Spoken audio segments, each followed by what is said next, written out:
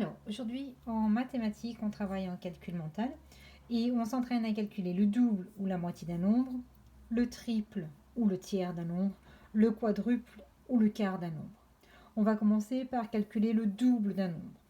Par exemple, si je veux calculer rapidement le double de 150, je cherche le double de 15. 15 et 15, ça fait 30. Puis je rajoute un 0, puisqu'en fait, je ne cherche pas le double de 15, mais le double de 150, ce qui est 10 fois plus. Donc le résultat est donc 10 fois supérieur, c'est 300. Exemple avec 225, je peux faire différemment cette fois. Je fais 200 plus 200, 25 plus 25. 200 plus 200, ça fait 400. 25 et 25, ça fait 50. Le double de 225, c'est 450.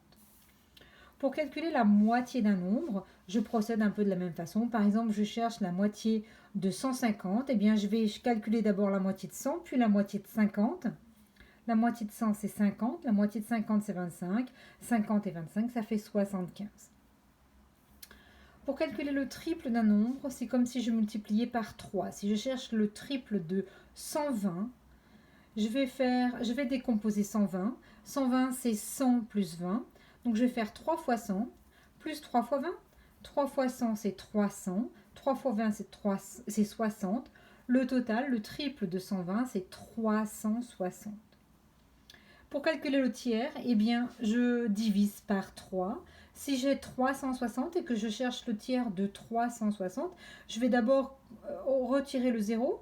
Je vais réfléchir avec 36.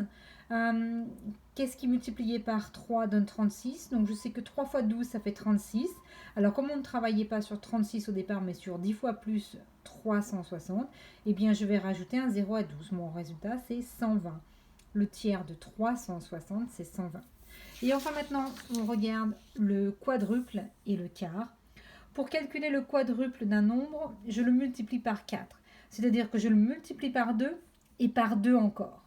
Donc le quadruple de 25, c'est 25 fois 2, puis encore fois 2.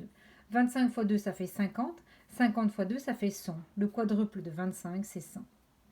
Et pour calculer le quart, eh bien, je fais la moitié de la moitié. Si j'ai 60 et que je cherche le quart de 60, je cherche d'abord sa moitié, c'est 30.